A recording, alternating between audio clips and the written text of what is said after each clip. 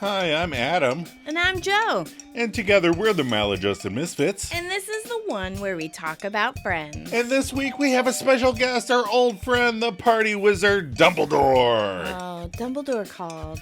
He can't join us today. Avada Kedavra. Ow! Sorry.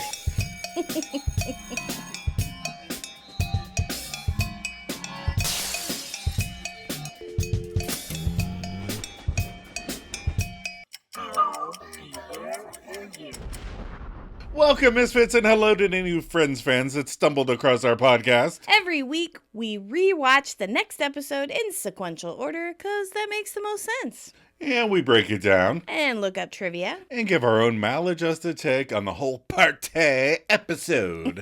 We try to make each other laugh. And fingers crossed, one of you two. Hello. Hello. How was your week? It was good. It was good. Why is your voice so high and squeaky? It was a good week, I think. Yeah. We got some stuff done. How was your week? It was okay. I had a really weird thing happen. Oh, do you want to tell what you coughed out during a meeting at Oh, work? that wasn't the weird thing I was talking about. Oh, it wasn't? No. Oh. Well, that episode, I've been doing this type of work my whole life, and the strangest thing happened to me. It's never happened before, and it's definitely going in the book. Yeah, so. going in the book for your job. Yeah, It was it's weird experiences. Yes, but thanks for bringing it up. I was in a meeting with 8 other executives. I'm the newest executive at this company, and the owner was talking. I coughed, and a mint that I had in my mouth went flying across the room. Ting, ting, ting, ting. I was like, oh my God. Only me. I don't think so. There's one person out there going, I know that happens to exactly. me too. Yeah. Also, I listened to the Office Ladies podcast. Oh, yeah? Right? Mm-hmm. And they were doing the dinner party episode. Right. With Michael and Jan arguing. Right. Yeah. Yeah, the one of the funniest episodes. Right. So they do like we do. They have people write in, tell us your stories, or give us your take. Right, and they get probably more. Yeah. They get way more than us. So it was tell us your dinner party horror story, and I wrote in. Oh. And they read it on the air. Oh, nice. So it felt a little special. Yep. So that was fun. That was fun. What are we doing this week? The one where they're going to party. Ooh, what's the IMDb plot? Monica ends up having to choose between a head chef position or a catering business she started with Phoebe. Rachel is close to getting a promotion, but tragedy strikes, depending on your point of view. And Chandler and Ross are excited when an old friend is coming to town. Our episode director this week is returning Peter Boners. Yes. He's returning from last week's episode. Mm-hmm. Did you know he was born and grew up in Milwaukee, Wisconsin? Cool. Which is really weird because you just said to me the other day, do you want to go to Milwaukee? Yeah. I was like, that's so weird. Well, that's right, because those guys from Red Letter Media live in Milwaukee. That's right. That's right. So, Peter Boners might be there too. Oh. Also, I might have mentioned it, but he did the voice of the maestro in Marcel the Shell with Shoes On. Aw. Then I went down a Marcel rabbit hole, and it was no longer about Peter Boners. So. Our episode writer, we have a duo, Andrew Reich and Ted Cohen. Mm-hmm. Andrew Reich is the executive story editor and writer in Season 4. All right. He recently made his directorial debut in 2024 with a movie, Born Innocent. Okay. The Red Cross Story. Oh. But red is spelled R-E-D-D and cross is with a K. Okay. It's a documentary about the McDonald brothers. From inventing beach punk to influencing the grunge and hair metal movements, Red Cross have maintained the highest level of musical integrity, originality, and quality over 40 years, which is funny because I've never heard of them. I'll have to look them up. Yes. Beach punk sounds fun. Yeah. He did a little documentary about them. Nice. Ted Cohen, he's a writer-producer of this show, Succession. Oh, nice. Yeah. And with his buddy Andrew Reich, he helped create, write, and produce a show called Work It. Work It. 2012 to 2013. It's about two car salesmen who dress as women to get jobs as farmer reps. Their disguise makes them better men at home, though they cherish their time as themselves at a bar. Yeah. Oh. Yeah. Wow. Yeah. So like bosom buddies for the for the 2010s. Yeah. Huh, weird. When was our original air date? Our original air date was December 11th, 1997. Aw. That week, the holiday season top 10 held Home Alone 3. Ooh. A Culkin-less retread that I was surprised to find did have a little ScarJo in it. I know, she was so little. It was so cute. But yeah, not a very good movie. Right. And For Richer or Poorer, starring Tim Allen and Kirstie Alley, and the plot is thus. An unhappily married Manhattan socialite couple flee from the IRS and end up in Amish County, where they pretend to be visiting relatives. Oh my gosh. That sounds hysterical. And then we had Flubber, a remake of the classic Absent-Minded Professor, starring Robin Williams. I never saw that either. And a fun fact, or embarrassing fact, John Hughes wrote both Home Alone 3 and co-wrote Flubber. Oh, you're kidding. John Hughes? Yeah, The writer of The Breakfast Club. yeah. And the writer of Home Alone. He Wow. wrote the first one. That's not good. Okay, so, and in the number one spot, the only movie mentioned so far that I have seen, one of the best Xmas holiday favorites, Scream 2, starring our very own lovely Courtney Cox and featuring the return of Ghostface. Are you ready for some trivia? I am ready. All right. This is the last appearance of Joanna, What? played by Allison La Placa, because they kill her off. Yeah. And unlike Duel, her brain is not transplanted. Yeah. Well, not transplanted to anybody on this show. There is a fan and Adam theory that Sophie killed Joanna What? by Yes. pushing her into traffic. I don't think it's a theory. This explains why Sophie is so happy when she walks into the office, not only because her boss is dead, because she is also the root cause of that.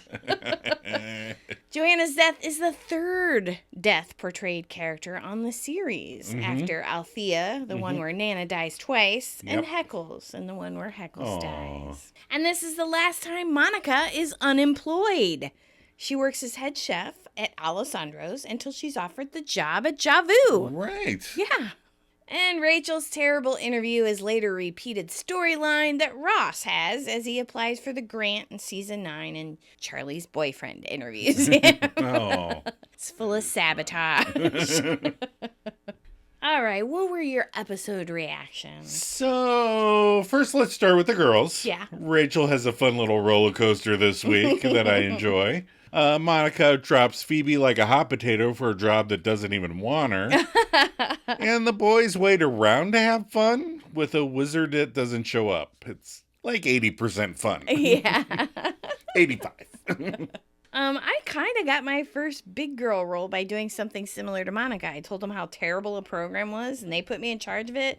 And after we piloted it successfully, it was my full-time job, and I've been doing it 20 plus years later. Nice. I'm sorry, what was the question? Episode reactions. Oh, yeah.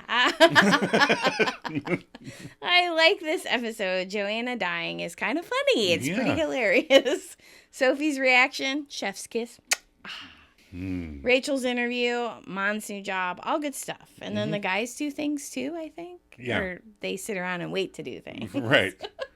Which is one of the weirder, like we've mentioned before, they have a few plot lines they like to do over and over. Right. One of them is testing out people being bored. Oh, what do they do when they're bored? Right. And this is one of those. Yeah. They're just kind of bored for a little bit. Does that make for really good TV? It depends on if you like to watch people being bored or not. Are you ready for some favorites? Yes. All right. So, Joe, what's your favorite line? You could probably pick this out before you took your notes. Rachel talking to Joanna after her disastrous interview. This may or may not be how I would react. Now, just to brief you, I may cry, but those are tears, not tears of sadness or anger. But just to be having this discussion with you. Yep. You said to me many times, I feel like I'm going to cry like Rachel. Yep. So whenever I have to say something that's really confrontational, I practice with you a lot. And I don't cry out of like sadness or anger. It's just frustration. I don't know how to express myself. Don't like confrontations. What's your favorite line? And my favorite line is a line that I say quite a bit around the house. I snuck a Joanna line in before she died. tragically passed.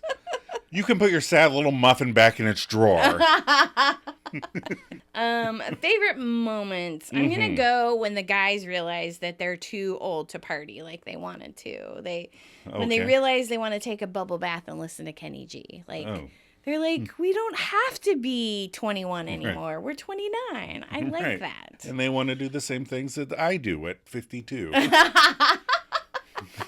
Take a bubble bath and listen to Kenny G? No, Chandler actually says sit in a comfortable chair and watch television. Yeah.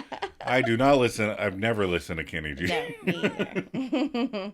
And I stole yours probably. I went with Sophie cheerfully expressing that she has already heard about Joanna's death. I was going to say we could tie because it's the most epic moment in the episode, but I picked a separate one.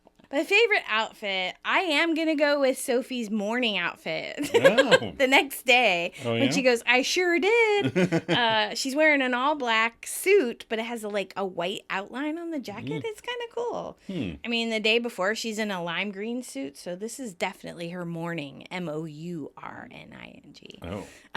Not morning, sunshine. Copy that. And I went with Rachel's celebration suit when she goes, I'm an assistant buyer. That is pretty cute. All right. Themes we explored this episode. Yes. Theme number 1, getting the job you wanted. Yeah. Monica gets to be head chef. It's her dream job. It doesn't work out so great right away. Theme 2, partying at 29 or 39 or 49. Or 52. It's different. Every decade is different. Nobody when people call and say, we're going to meet up at 9:00, I'm just like, pfft. The views expressed in this podcast are not necessarily the views shared by the Maladjusted Misfits conglomerate. We went to a concert one time and the main band didn't come on till 10 p.m. Remember? I was about to die. I'm not that bad when I have something to do, like a concert. Theme 3, not getting the job you wanted. Poor Rachel. Poor Rachel. And theme 4, don't mess with Sophie. That's true. All right, we're going to take a quick break before we break down the episode. Right.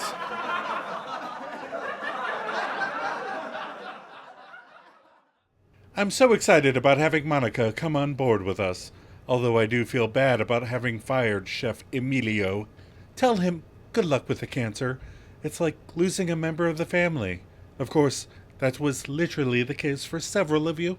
Tony, Carlos, Marie, please tell your father how much we're going to miss him. Elena, tell your husband he meant a lot to us.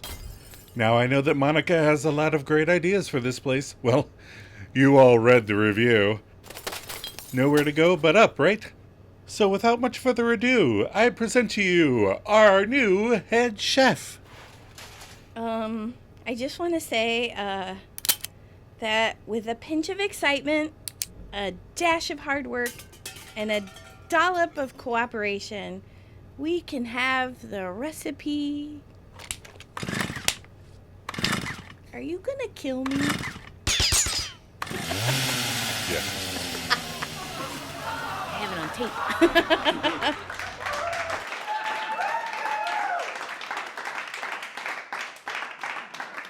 All right, we're back for the episode analysis. We're back. We'll be starting with the cold open. We are on the little fake streets outside Central Park, all 6 of our intrepid friends. Phoebe and Monica are leading the others out for a surprise. Outside, there's a couple waiting to begin walking. Oh, really? When they walk out? Right. That's our cue. They just wait a little beat too long. It's pretty funny. But Monica urges the friends to come, but warns no peeking. Chandler comments, our eyes are closed and we're about to cross the street, adding, very good. Even though it's a back lot, nobody's going to drive through there. Oh, that's right. You can't have cars on the back lot. Well, not on the stage. Not in the studio. Phoebe gives an okay and tells them to open up. And before them is a blue van airbrushed with a painting of a fantasy warrior princess with a sword riding a flying dragon over an ocean or a desert. It's kind of hard to tell, but the moon illuminates the fantasy dark realm dark night. And Ross says, what did you want to show us? Because all I see is this bitchin' van. That's twice somebody said bitchin'. Yeah. Chandler said it last week. He gives a little thumb up, and Rachel does not look as impressed. But Phoebe tells her friends that the van is for her and Monica's catering business. And Joey states, I think I know that girl. The one on the side of the van. And Monica explains that we're not really going to keep it this way, though. And Rachel's like, no? And then Phoebe elaborates with, we're going to paint over the sword and replace it with a baguette. Oh, that makes more sense. Yeah. Dragon catering. That could be there. Dragon catering. And Rachel exclaims, oh. And then there's cut lines. Rachel adds, oh my God, I think I lost my virginity in that van. Oh my goodness gracious, Rachel. That's too much information. That's why they cut it. Phoebe reaches into the van, informing her buds, we don't know what to do with this. And then on the painting, on the fantasy warrior princess, the armor breastplate, I guess, the nippular area lights up with red lights that flash. And Joey now shakes his head in confirmation, saying, oh yeah, I definitely know her. Q, I'll be there for you. So we're on Monica and Rachel's place. Ross, Phoebe, Mon, and Joey. Mm-hmm. Monica goes, remember that guy from cooking school I told you about that put cilantro with everything? Oh, yeah. Mm-hmm. Phoebe goes, oh, yeah, Cilantro Larry.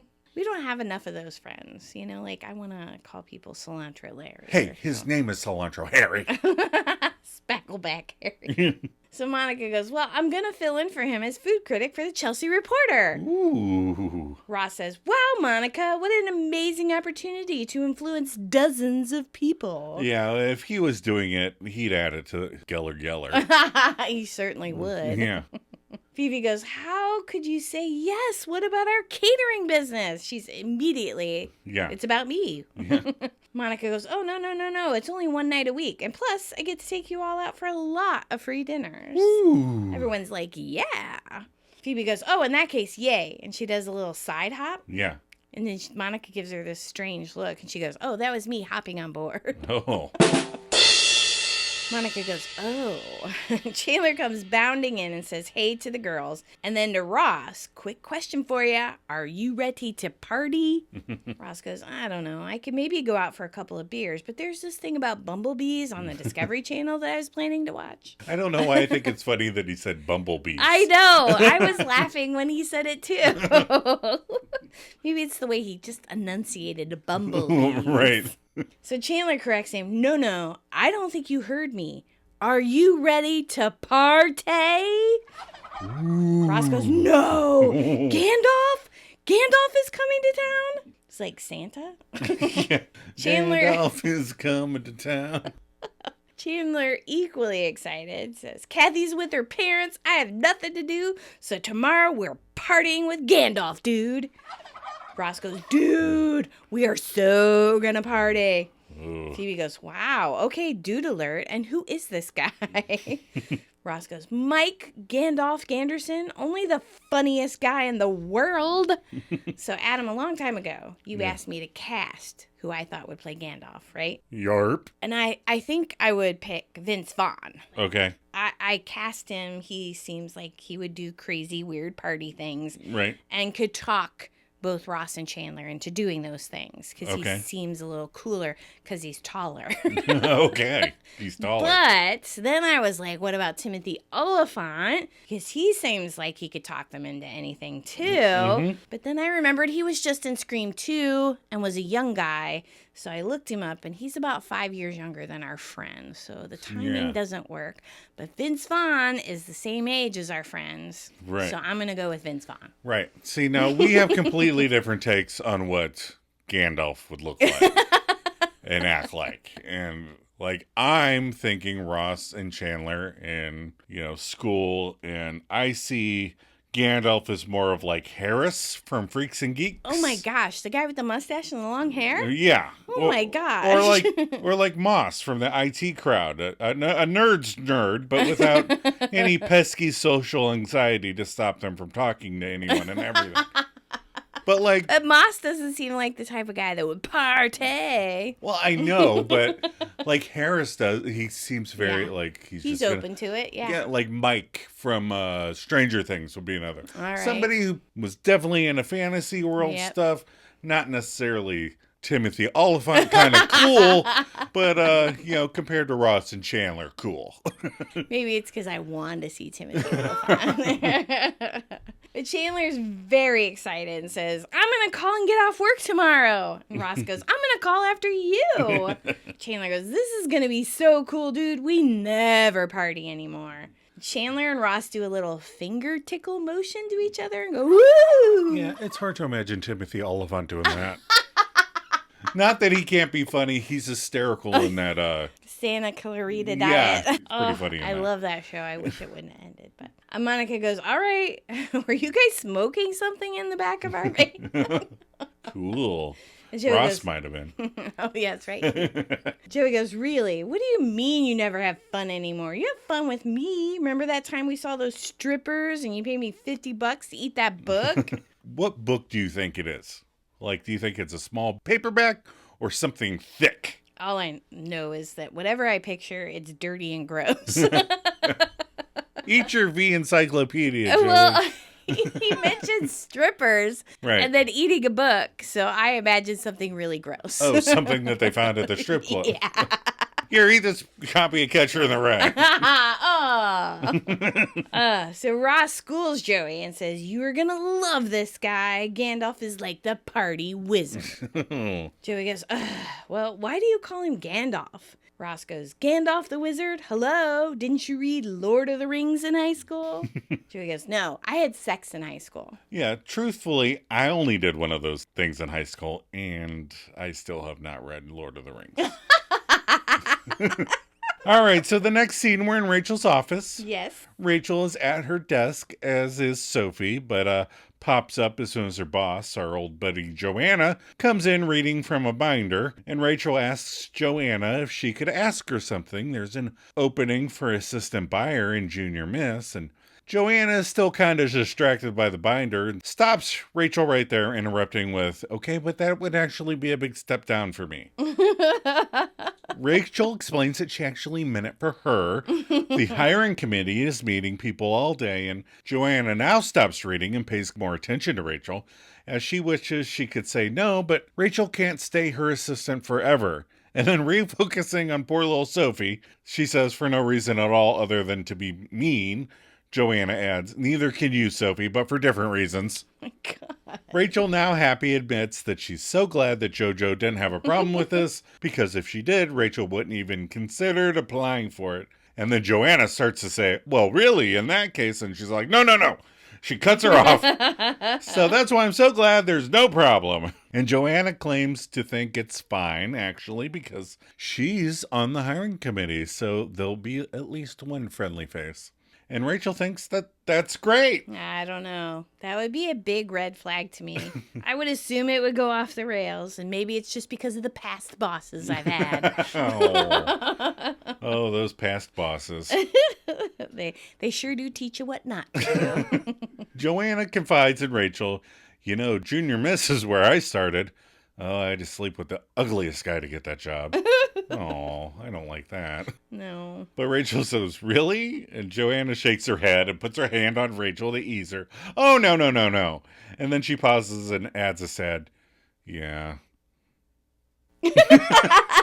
Then she shakes it off again, saying, no. Don't worry. I'm sure with your qualifications, you won't need to sleep with some guy to get that job. And then with a sly smile, Joanna adds, "Although I might need some convincing." And then she kind of looks Rachel up and down. I noticed that. And Rachel mumbles an uncomfortable, and Joanna smiles, saying, "Kidding! God, I feel wild today." It's good that she's taking these final hours to enjoy herself after pushing Sophie to the edge with that final straw. So we're at Chandler and Joey's. Chandler and Joey are there. Yeah. Chandler is pacing and ping-ponging all over the apartment. Oh, man, I'm so excited. I may vomit. Oh. Joey goes, will you calm down? He's just a human guy. Which made me think of What We Do in the Shadows, like Jackie Daytona. Yeah. I'm just regular human bartender Jackie Daytona. Chandler says, look, you don't understand. Gandalf is amazing. You know, you never know what's gonna... You never know what's gonna end up happening. You go out for a couple of beers and end up on a fishing boat to Nova Scotia. Joey goes, really? Chandler goes, oh yeah, it's a beautiful country up there. Not a family guy, this Gandalf, I'm guessing. Which is why I'm thinking Vince Vaughn. Does that mean? No. Does he not have a family? I don't think so. Well, then maybe it is mean. So Ross bounds into the apartment. Hey, okay, I got my passport, fresh socks, and a snake bite kit.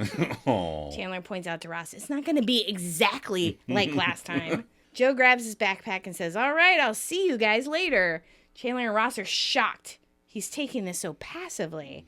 They both go, whoa, whoa, whoa. And Chandler finishes, whoa, whoa, ho.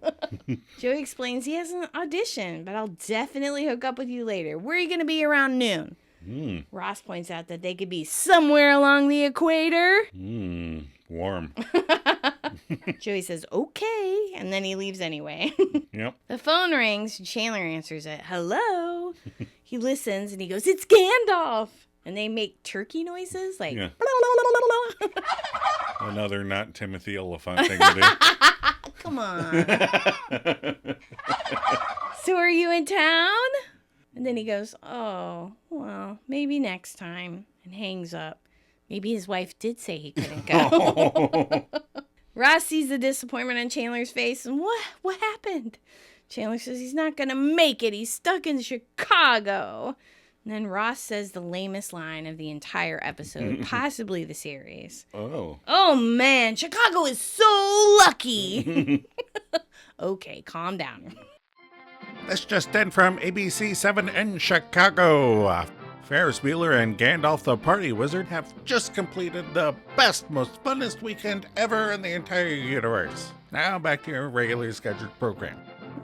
Chandler takes out a wad of bills and slams them down on the counter. Stupid, useless Canadian money. Just go to Canada if you want to go to Canada. And he's from Canada. And it was the 90s. You could just drive over to Canada without a passport. You didn't need your passport. But Ross already has his, so. He got some snakebite juice, too.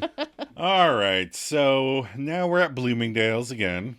And Rachel's in a small office with a desk with Mr. Posner, Veronica's mom from Heather's, and Joanna squeezed behind it. Someone must have double booked a conference room, I guess. Mr. Posner is shaking. Mr. Posner is talking as we open the scene with a positive, well, you have a very impressive resume, Mrs. Green. I especially like what I see here about implementing a new filing system. And Rachel thanks him, and Joanna questions filing system, and then she recalls the change Rachel made, but belittles it with a, oh, you mean those little colored labels you put on the folders? It certainly did brighten up the inside of the filing cabinets. And Rachel starts to explain that the system did more than that, but Mrs. Lynch, Veronica's mom, you too.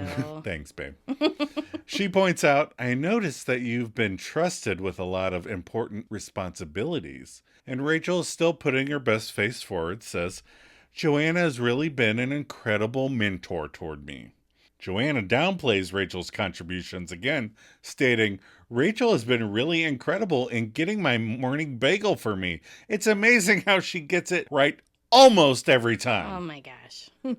Rachel is thrown by Joanna's attitude, but tries to push through it with an, of course I have more responsibilities than her fucking breakfast. But Joanna jumps in again. Oh yes, there's the coffee too. Rachel can carry two things at once. Oh man, I think I might have had to say something. Mr. Posner is now like, what is up her butt? But he just pushes it aside by trying to move on. Yeah, very good. A big part of this job is cultivating personal relationships, especially with designers. and Rachel understands. But Joanna interrupts again by agreeing that Rachel shouldn't have any problem with that. The only problem is getting too friendly. You know what I mean? And Rachel spits out, I love working with designers. And Joanna nods with them under him. What's the difference, eh, Rach? I'm going out on a limb here, but I think that Joanna's being a titch unprofessional in this scene. And if Miss Lynch, she's the HR person, right? She should be like, Joanna, Right. You need to stop right now. Right. What is wrong with you? Her back at Monica and Rachel's, it's Phoebe and Monica. Mm-hmm. Monica goes, hey, my first review is out. Aww. Phoebe goes, oh, the Chelsea Reporter. Oh, this used to keep me so warm. No, BOOHOO. Monica goes, all right, look at me. I'm on the back page. Phoebe goes, okay. Would I go back to Alessandro's? Sure, but I'd have to order 2 meals. One for me and one for the guy pointing the gun to my head. Yikes. Wow, you really laid into this place. Monica goes, hey, they don't pay me a penny a word to make friends. Oh, but someone should. That'd be nice. That'd be a nice job. Phoebe goes, ooh, I gotta go. I found a guy who could fix up the van for catering. Monica goes, oh, do you need me to go with you? She goes, no, it's okay, but are we sure we want to take out the waterbed? And then there's a cut line, because she goes, just, because it would be silly to take it out if we're just going to put it right back in. What does she think catering entails? Monica goes, haven't we made this decision? Phoebe goes, yeah, all right. Do they still make waterbeds? My parents had one. It was annoying and kind of a pain to get out of. I didn't know if they still did that or not. I saw your note and I looked it up. Oh, okay. Aside from the numerous used ones on Facebook Marketplace, which is gross, you can buy a new one on Wayfair Furniture. It's 54% off today, making it $1,500. Maybe it's a Mother's Day special. It looks exactly like your mom and dad's. They didn't find a way to improve the design at all. No, it's a pool in your bedroom. There's only so many ways you can do that. But it's brown and has and they even put like a leopard print blanket on top of it. Oh my God. Yes, it was so sad. All right. So Mon and Phoebe say their goodbyes and Phoebe leaves. The intercom buzzes. Monica goes over and answers it. Who is it? The voice says, it's Alessandro from Alessandro's. Monica, while not pushing the intercom button, goes, oh my God. Alessandro goes, I want to talk to you about your review. Monica slightly panics, says, oh my God, to herself. Before pushing the intercom button, she goes, call me on the phone. Alessandro wisely retorts, why? So you would hang up on me? Probably not. Monica, sure her plan is fail-proof, says, look, I'm never going to let you up, so you may as well just go away. Then Alessandro says, just give me a chance. Phoebe goes, oh, hey, do you need to get in? Here you go. Monica goes, no, Phoebe. Phoebe goes, hey, Monica. No. That intercom moment was almost my favorite moment, but, Sophie stole it. I didn't notice, I watched the scene a million times, but I didn't notice that she wasn't pressing the button when she went, oh my God, oh my God, oh my God. She's not pressing the button. No. She's saying that to herself. So a few minutes later, Alessandro comes in because she never shuts her door. Right. I want a retraction. Our food is not an edible swill. Have you ever eaten at a restaurant that was that bad? It was don't eat the food bad? I ate, when I was a child, we just went to some random place on a Sunday or something. We were driving around. Remember, my parents loved to just drive around. They did. And we just stopped at some place. And, when I was little and picky, I just ordered a hamburger everywhere. Yeah. And I ordered a hamburger, and then they must have put, I think it was an Italian place, and they put onions and Italian seasoning and stuff in the hamburger. Ew. So I took a bite out of it, and I was like, do I have to eat that? The words came out of my mouth before and I was like, do I have to eat this? And my dad was like, he's such a picky little bitch. And I was like, just taste it, please. And he started to take a bite out of it. He didn't even get, take a full bite. He just put his teeth into it and went, you don't have to eat it. That's funny. And Alessandro is? Alessandro is Milo from The Last Boy Scout. Yeah. He was also a comedian. Yes. But in The Last Boy Scout, Bruce Willis threw him off the lights of a football stadium, and he fell into helicopter blades. Fun times. He's played by Taylor Negron. Yes. Who's passed away since, so Yes. R.I.P. But he was also in Fast Times at Ridgemont High, Better Off Dead, and, as you mentioned, The Last Boy Scout. Yep. So Monica says, I couldn't eat it, and I had 5 friends who couldn't eat it, and one of them eats books. Now it's books, plural? It's many books? He must have made a lot of money. Alessandro says, well, our service is not grossly incompetent. Monica goes, the waiter carried the breadsticks in his pants. Oh my God, that is so gross. Yeah, I bet I know which guy that was. He's got a name. It's Dragon. It's Dragon. That was a great impression. Alessandro We did goes, the hat, right? Alessandro goes, well, you said that we accept the Discover card, which we do not. Yes, I would like your best inedible swill, but I only have the Discover card. Is that a problem?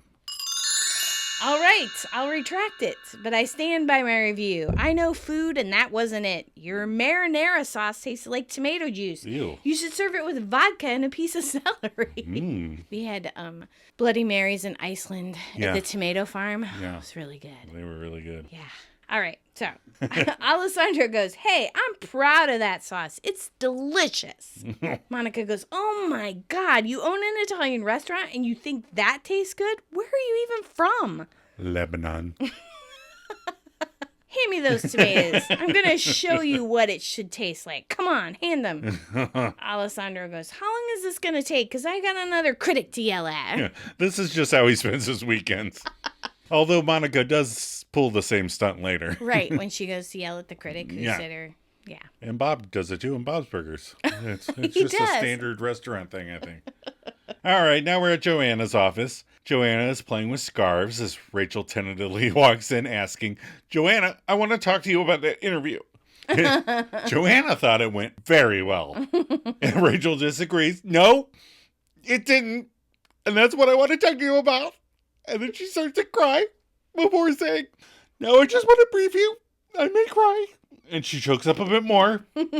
But they're not tears of sadness or of anger, but just in having this discussion with you. I don't know about the ladies out there, but me as a man, I sometimes get the confrontational cries too. It gets emotional It sometimes. does, yeah. Mainly because I'm like, I'm trying so hard not to kill you right now. Are you talking about Joanna? Or? I'm just saying when I get the confrontational cries, that's what I'm thinking. Joanna tells Rachel, please don't make a scene. And Rachel pouts, there's nobody here. And Joanna orders Sophie to get in here, saying, now you see, now you're making Sophie uncomfortable. But Sophie has been beaten down by years of this behavior, so she just shrugs. She's not making me uncomfortable. Joanna spits out to Sophie, congratulations, now you crossed the line into being completely useless. Get out. That was it. That was the straw right there. Sophie is fed up. Yep. Well, I think she sees Rachel being beaten down, Yeah, too. and she doesn't like And it. she's like, oh, Yeah. she can't do it to somebody else. Mark escaped. Yeah. I cannot let it happen to somebody else. Anywho, and Rachel asks Joanna, do you want me to quit? And Joanna seems legit confused. Like, what would make you think of that? She's not getting that she was sabotaging it Right. So to she keep wouldn't. her. So Rachel goes on about the interview, suggesting that if Joanna believes any of what she said, she must not be a very good assistant. And then she gets a little bit of grit, and she stomps back to her desk and claims that she's just going to pack up her desk and she'll be gone by the end of the day. And then she starts to empty her drawers and slams down a pen, probably a gift from Joey, and a cellophane-wrapped muffin before stating the obvious as Joanna looks at her and the contents of her desk. And she goes, well, I guess there's no use in me sticking around to the end of the day. Joanna goes and stops her, saying, wait. You can put your sad little muffin back in its drawer. Before explaining the truth of the situation to Rachel, Joanna didn't want to lose a perfectly good assistant. What? That's right. Joanna, being a psychopath, doesn't understand human feelings, so she just made those things up about Rachel, like her flirting and her drinking. And she takes the muffin and pen from Rachel and sets them on the desk, and Rachel is confused, saying, my drinking. And Joanna admits that she must have Said that after you left. Rachel wants clarification on that, and Joanna admits further that she told them that Rachel enjoyed the occasional drinking binge. Rachel OMGs. Outraged, she snaps. That's it. I'm leaving. You're just a horrible person. Joanna does that wait thing again, and if you're going to get all sensitive about it, I don't want to lose you. And Joanna starts to spitball a what-if scenario. She'll create a position for Rachel. She'll make Rachel an assistant buyer in this department. And Rachel urges her to say more things like that. And Joanna tells Rachel, you can have your own office and a raise effective tomorrow. And Rachel is now getting into the rhythm of the demand, says, I need an expense account. And Joanna agrees, done. And Rachel pushes for more and an assistant. And Joanna orders, Sophie, get in here. See, even if Joanna would have offered me a job as an assistant buyer in her department, I probably would have been like, you're a psycho. You're psycho. We're at Chandler and Joey's with Ross and Chandler. You walk in and the Magnadoodle reads, whatever, dude, in big capital letters. The sad boys, Ross and Chandler, are watching a soap opera-like show when Joey comes in. Joey's surprised to see them just lazing around, asks, hey, what are you guys doing here? I thought you were out partying with Gandalf.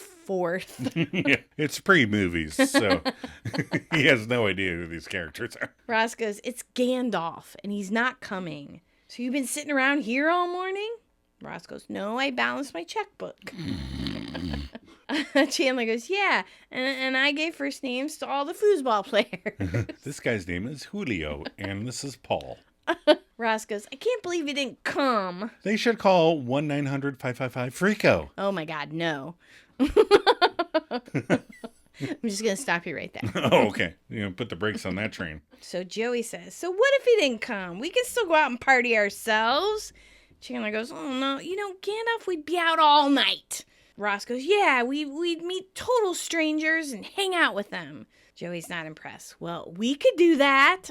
Ross goes, there's other stuff too. Makes it sound fishy and inappropriate. Yeah. Joey goes, we'll do it all and better. Look, after tonight, Gandalf will want to party with us, dude. Come on. Ross shouts, yeah. And Joey reciprocates, and they do it again even louder. Yeah, yeah. Oh, Ross goes, it's not like we don't know how to party. Ooh. Joey goes, yeah, all right, let's go. Chandler goes, and maybe we could end up on a boat again? Joey and Ross go, yeah. Yeah. Chandler goes, all right. Ross confused says, hey, when were we on a boat? Chandler goes, remember that really cold morning you woke up with those dogs were licking your face? He goes, yeah. Chandler pats him on the arm. Well, those were seals, man. Wow. He doesn't remember the seals. Nope. Okay. All right, now we're at Monica and Rachel's. Monica is in the kitchen area as Rachel busts in all excited and asks, hey, Mon, little question for you. How do you think this suit would look on an assistant buyer? But Monica wasn't listening because she is all excited too, and she spouts that the owner of Alessandro's came in to yell at me, but instead I made him some sauce and he offered me the job as head chef. And Rachel OMGs before stating, you just ruined the thing I was practicing the whole way home, but I'm so happy. Aw, that's so sweet. I practice things to say to you sometimes, and then you ruin them. Most of the time you don't ruin them, and I get to say them. Every now and then you just ruin it. Thanks. Sorry. Monica is stoked that she finally gets to run her own kitchen. And Phoebe enters with a hey. And Rachel seizes her new opportunity. Hey, Phoebes, quick question for you. How do you think the suit would look on an assistant buyer at Bloomingdale's? And Phoebe doesn't know because it would totally depend on her coloring. And then she catches on and goes, oh, you got the job. Yes, Rachel did. And Monica playfully hits Rachel asking, you got the job? Why didn't you tell me? Yeah, you see, it was a cute little thing that they did. Cute. Oh. And Rachel blows that off because she's too excited. It's going to be great. She'll help decide what they sell, and she's going to have an office with walls and everything. She's going to have walls. Not just a stupid cubicle. Apologies to anybody in a cubicle. Aww. Phoebe asks, is this a day of good news or what? And looking to Monica, she announces her great news. I got us a job. The wedding reception. She says the wedding reception? Really? Like there's just one? There's only one. And Monica makes a oh noise before admitting, Phoebe, I kind of need to talk to you about that. And Rachel immediately gets out of the bad news radius, heading over to the couch. And Monica tells Phoebe that now might be a good time for her to take a step back from catering. And Phoebe barks that they've only had one job. And Monica knows that, well, now they have a second one, and it just feels like it's snowballing. And Phoebe is like, yeah, it's supposed to snowball. What the fuck are you saying, Monica? And Monica just admits that she was offered the head chef job at Alessandro's. And Phoebe is shocked and appalled. What? You wrote one stupid review and you got a job? That seems very, very unlikely. And Monica comforts Phoebe, explaining that she really doesn't need Monica for the business. And Phoebe shouts, you're the cook! Without you, it's just me driving up to people's houses with empty trays and asking for money. That does sound like a fun job. Does it? Not really. I was trying to help. Oh. Monica promises to pay back all the money that Phoebe invested, and Phoebe can keep the van and pay to park it in the city. And Phoebe, who normally can believe most anything, cannot believe this, and she bolts from the apartment without her coat and purse. Monica chases after Phoebe, leaving Rachel alone, and Rachel, now all alone, is still excited about her new job, so she throws her arms up, declaring, I'm an assistant buyer! And she's all cute and happy, and I almost don't want her to go to her next scene. Aww. So it's later in the evening, Central Perk. The three amigos come in. They enter as Joey's giving them a pep talk. All right, so we get a little coffee, get energized, and we'll head back out. They reluctantly agree. Yeah, all right. All right. Joey says, so we're having fun, right? Chandler and Ross go, yeah. Joey trying to keep the night going. We don't need that wizard guy. Zardoz. Gandalf. Right. Sorry. Wrong wizard. We hit a couple of clubs, talked to some strangers, and after this, we'll head down to the docks and see about that boat thing. Ross rings the reality bell and says, I'm kind of beat.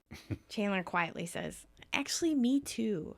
Joey is so relieved. Thank God, I'm exhausted. Gunther comes up and asks if they want coffees. Joey doesn't want to be up too late, so he'll have a decaf. Ross dittos that order. And that's the problem with, when you're hanging out with Timothy Oliphant, who's doing cocaine, you kind of pick up on the energy and you don't get tired. But when you're just doing it yourself, you kind of... Don't spread that rumor about Timothy Oliphant. Oh, I wasn't saying that Timothy, I was saying that Gandalf yeah. is on coke, which is why he never sleeps and he ends up in all these weird places. Chandler says, actually, can I get some hot water with a lemon? I think I strained my voice screaming in there. Does it have to be so loud? What?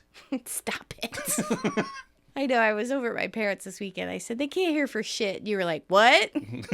And she said, they can't.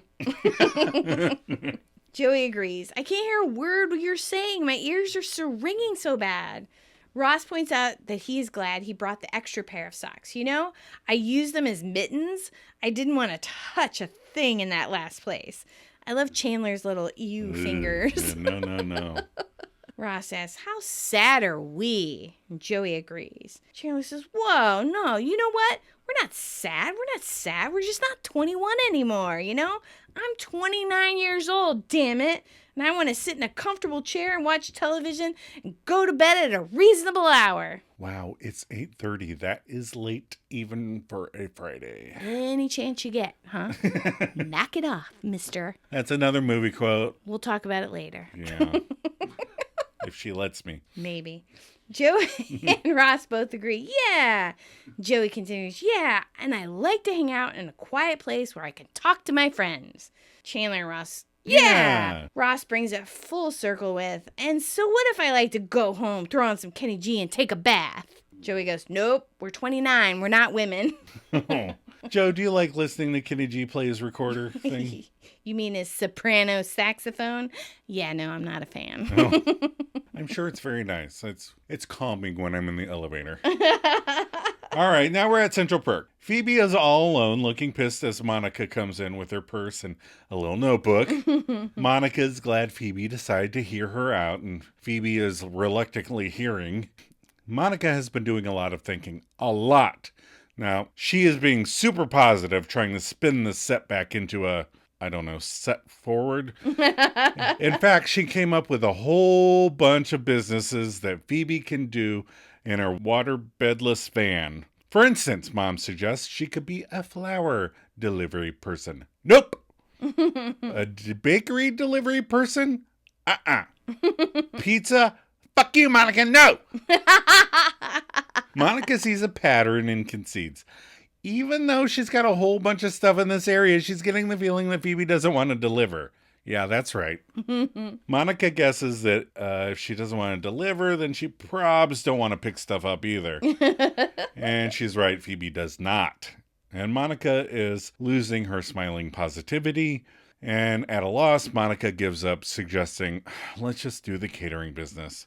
Aww. Now Phoebes is excited. Really? Are you sure? Yep, Monica made a commitment and she supposes it could be fun.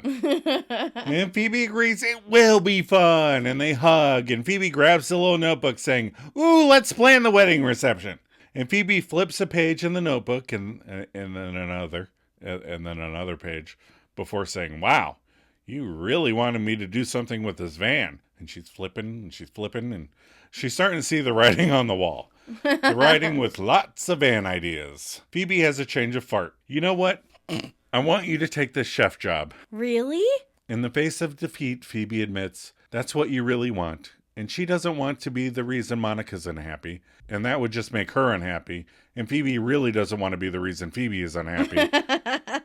So Monica thanks her friend. And looking at the list, Phoebe agrees that it might be kind of fun to form the new A-team. That would be kind of fun. It would be. All right, we're back at Bloomingdale's office. Mm-hmm. Rachel comes in wearing her new assistant buyer outfit and carrying a painting for her office. Aww. So like Joe. Oh, hi, Mrs. Lynch. Is Joanna in already?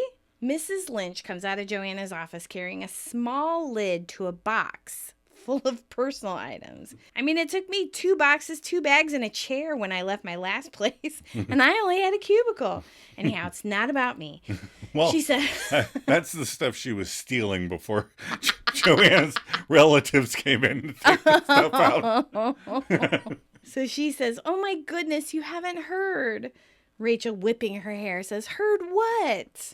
Mrs. Lynch says, Joanna passed away last night. Oh. Rachel goes, oh my God, how? Mrs. Lynch, well, she was leaving work and she was hit by a cab. You mean pushed in front of a cab by Sophie? There is no physical evidence of that. Yeah, because the traffic cameras were conveniently disabled the night prior. Rachel is like, oh my God, I can't believe it. I would be shocked too if you walked in. Mrs. Lynch goes, I know. I know. Rachel goes, oh God.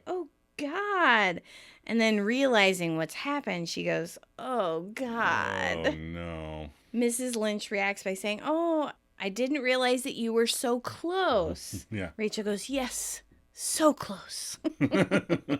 Mrs. Lynch, I know this is an emotional and difficult time for all of us, but by any chance, did Joanna send any paperwork your way before it happened? No. Imagine. She had just stepped off that curb a few seconds later. Uh-huh. Rachel goes, yes, just a few seconds, and she'd still be with us. Nothing about an assistant buyer? Mrs. Lynch grabs a tissue and dabs at her nose. No, I'm sorry, I have to go. Sophie comes bouncing into the office. Yep. Good morning. Rachel says, oh, Sophie, I guess you didn't hear about Joanna. Sophie, smiling and feeling oh so relieved, says, I sure did. Because she watched it happen. Great moment. So now we're at the Stinger, Monica's new kitchen. Alessandro is there in the kitchen introducing the staff to their very newest and bestest head chef. We do find out that in Alessandro's little speech that the former chef, Emilio, was a family member of several of the kitchen workers that remain. And Alessandro urges all of those family members, including the viciously glaring Tony, Carlos, and Marie, to convey to their father how much the rest of the Alessandro family will miss Emilio. And then he starts to hand it off to Monica by saying she has a lot of great ideas, and smiles and shrugs, and he reminds them that they read the review. You know, the one about buying a meal for a guy with a gun to her head.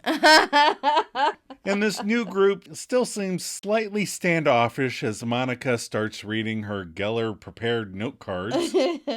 Mon tells them that just with a pinch of excitement and a dash of hard work and a dollop of cooperation, we have the recipe to... And then she pauses because of the whole Emilio father thing and their pissed off looks and asks, "Are you going to kill me?" And that's the end of the episode. Cut and print. We're going to take another short break. We'll be right back.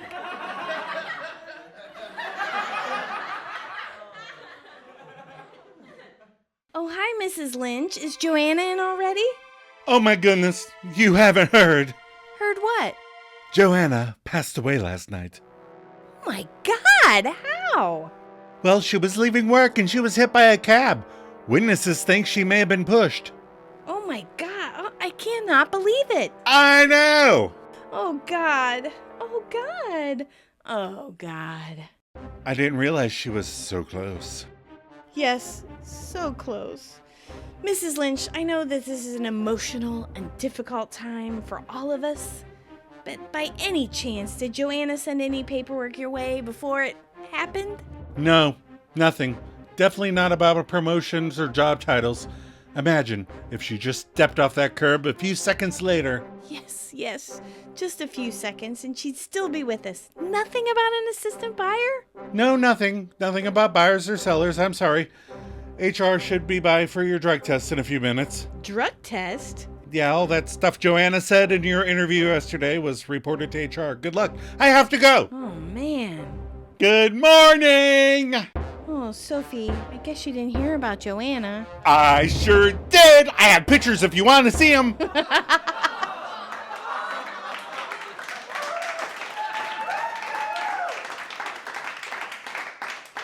Oh, and we're back. We're back. So, what did we learn from this episode? Joe, what did you learn? Not to piss off Sophie.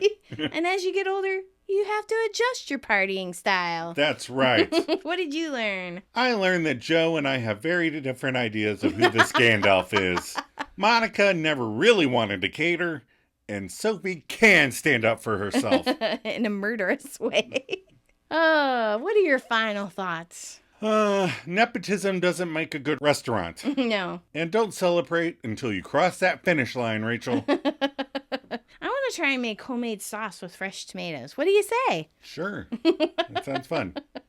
What's our sweater vest tracker? Well, the prior count was 0. Total today was 0, so overall count is 0, 0, 0. Well, we're only 37% done with the season. So we got time to see one at least. I mean, it's like starting to be like the Loch Ness Monster. Oh, the Loch Ness sweater vest. And on the Magnadoodle, we saw whatever dude, because they were mad at Gandalf, and that was their emotional message about it. Oh. Whatever dude. I thought that the girls wrote that as like a... Oh, because really? they were saying dudes so much. Oh, I thought the guys wrote it when they were mad. No.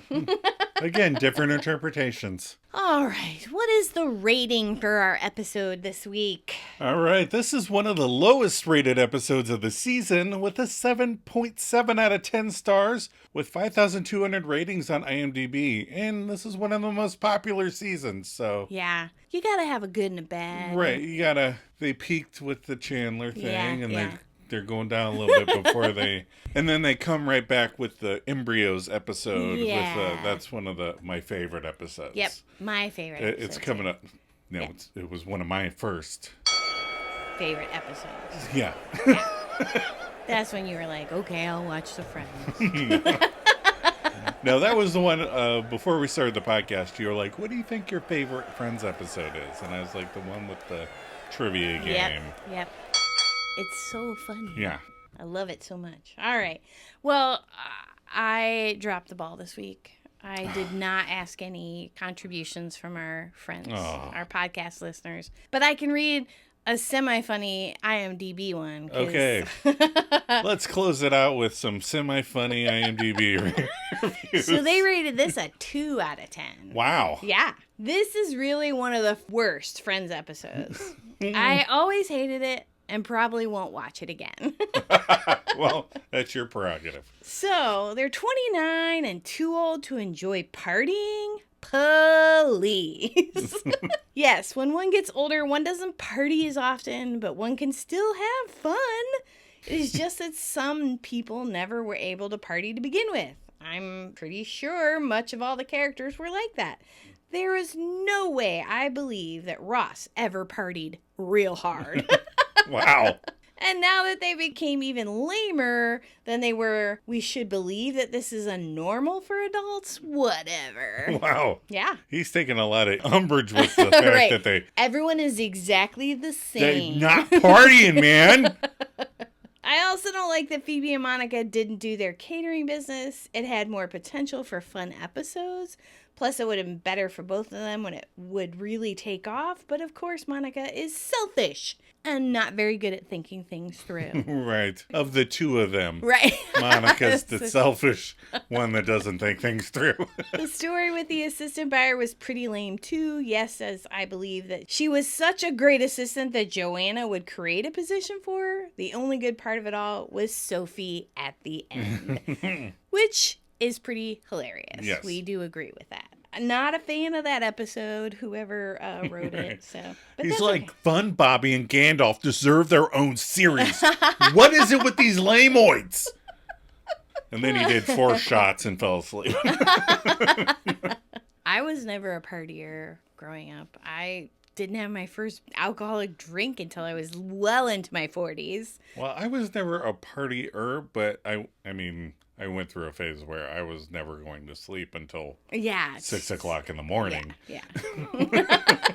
We'd stay up and talk and like watch movies and stuff. All right. Tell us what next week's episode is, Adam. All right. Well, that guy probably shouldn't get too excited about the one with the girl from Poughkeepsie. And what is the synopsis? Ross can't choose between dating 2 girls, but then Chandler kisses one. Oh, wait. That's not right. No, one of the ladies resides in Poughkeepsie.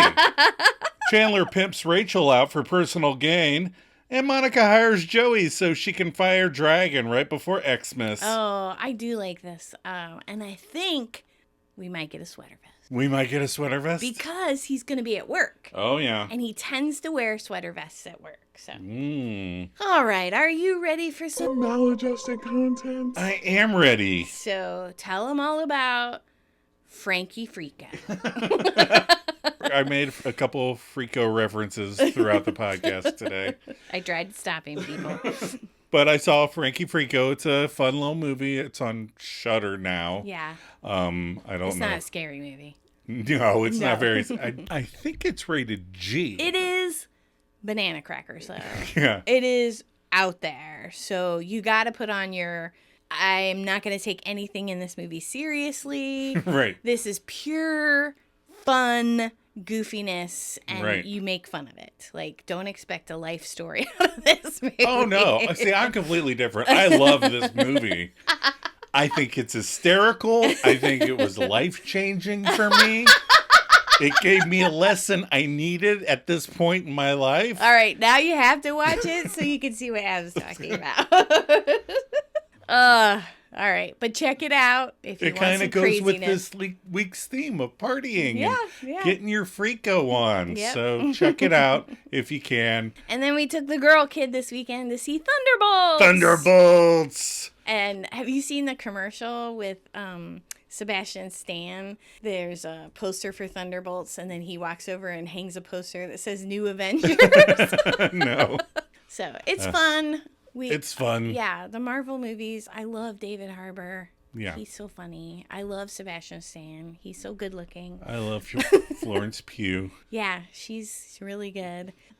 Yeah, the whole thing was really good. Yeah, I enjoyed it. It was It was good. enjoyable. Yeah. All right, well, I'm dressed for yoga. I guess I can't talk myself out of not going, so you ready to wrap it up? Yeah. We're so glad you stumbled across our podcast. If you're enjoying it, please share it with other friends, fans. Or rate it and or leave a review. And if you want to contribute your thoughts or reactions to the podcast, don't have to wait for me. Pick your favorite episode and send us your musings. Yeah. And we'll share them on the episode. You can also write just to say hey. Yeah, we'd like to hear more of you misfits out there. Yeah, sometimes people send us movie suggestions. No. But we had already watched it, so send us some movie suggestions if you have movie suggestions. We're always watching them, obviously. Email us at maladjustedmisfits@gmail.com. Or we're hosted on Buzzsprout if you want to send us fan mail there. Or if you'd like to help us with costs, you can visit our page and click the donate button. Lots of ways to talk to us. If you do any of those, we'll give you a shout out on the show. Absolutely. Check us out on Facebook and Instagram. You can follow the links in the show notes. The pages are called The One Where We Talk About Friends. Also, don't forget, we have a store on TeePublic. If you have a friend shirt you've always wanted, send us your idea. I made a new t-shirt today that I'm going to upload this weekend. It just says Alessandro's Lebanese Italian. And then it says, our food is not inedible squill. I love it. Joe, you ready for a cup of coffee? Always.